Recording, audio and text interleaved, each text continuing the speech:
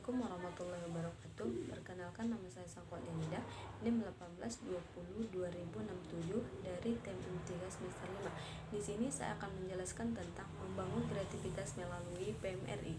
Di sini saya akan menjelaskan tentang bagaimana cara mengembangkan kemampuan kreatif siswa melalui pendekatan pembelajaran matematika realistik di Indonesia pada materi tempo dan jarak waktu serta kecepatan pada siswa kelas 5 SD. Baiklah, sebelumnya saya akan menjelaskan tentang apa yang dimaksud dengan berpikir kreatif. Yang dimaksud dengan berpikir kreatif adalah merupakan suatu cara berpikir yang baru yang menghasilkan gagasan atau ide dari pemikiran yang bersifat baru. Coleman dan Hamann mengemukakan bahwa berpikir kreatif merupakan suatu pemikiran baru dalam suatu konsep, pengertian, penemuan, serta karya seni. Sedangkan menurut Sabandar, berpikir kreatif adalah berpikir adanya suatu kepekaan terhadap situasi atau kondisi yang sedang kita hadapi, yang dimana kondisi atau situasi yang sedang kita hadapi itu teridentifikasi sedang memiliki masalah, yang dimana harus segera kita selesaikan masalah tersebut. Berdasarkan dari beberapa pendapat para ahli tersebut, dapat kita simpulkan bahwa berpikir kreatif adalah aktivitas suatu mental yang mempertimbangkan informasi atau ide-ide baru yang tidak biasanya dengan suatu pemikiran terbuka, serta membuat hubungan-hubungan dan menyelesaikan suatu permasalahan yang ada. Selanjutnya saya akan menjelaskan yang dimaksud dengan kemampuan berpikir kreatif matematis.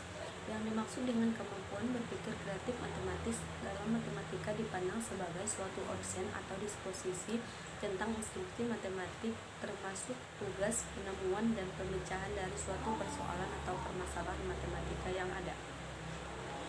Kruketsi mengatakan bahwa kreativitas dalam memecahkan suatu permasalahan atau persoalan matematis merupakan kemampuan yang merumuskan suatu persoalan matematik secara bebas, bersifat penemuan dan baru.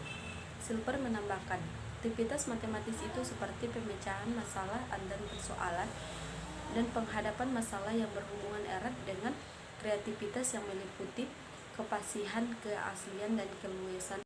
Selanjutnya saya akan menjelaskan tentang bagaimana cara mengembangkan kemampuan kreatif siswa dalam memahami materi jarak, waktu, serta kecepatan.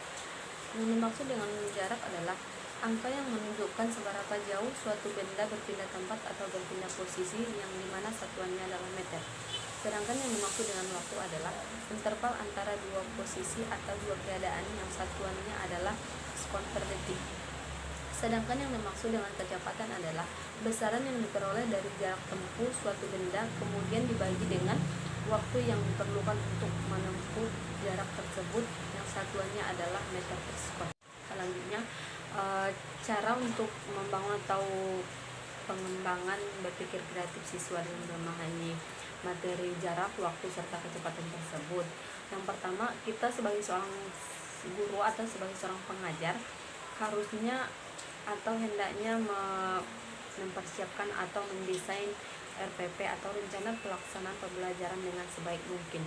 Yang kedua, adanya dukungan pada materi. Yang dimaksudnya dukungan pada materi itu dengan adanya sebuah media yang bisa kita gunakan untuk memaparkan materi yang ingin kita sampaikan, yang dimana sama-sama kita ketahui media berfungsi sebagai alat untuk mempermudah dan mempercepat pemahaman siswa dalam memahami suatu materi yang kita berikan, yang dimana sama-sama kita ketahui juga media itu berfungsi sebagai sumber belajar, fungsi semantik, dan fungsi psikologisnya.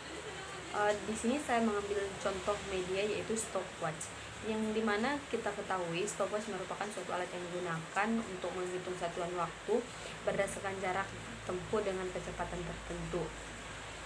Dengan menggunakan media stopwatch, para siswa bisa dan mampu menentukan sendiri waktu tempuh pada jarak yang sudah kita berikan atau sudah kita tentukan sebelumnya.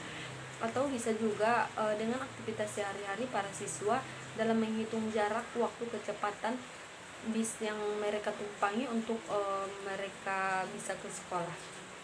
Yang kemudian kita sebagai seorang guru mengajukan beberapa pertanyaan untuk menguji kemampuan para siswa apakah mereka sudah betul-betul atau sudah bisa memahami materi yang kita berikan tersebut, yang dimana contohnya kita memberikan atau kita mengajukan pertanyaan. Yang pertama misalnya, siswa menentukan alat transportasi manakah yang lebih cepat atau yang paling cepat untuk membawa mereka sampai dari rumah ke sekolah.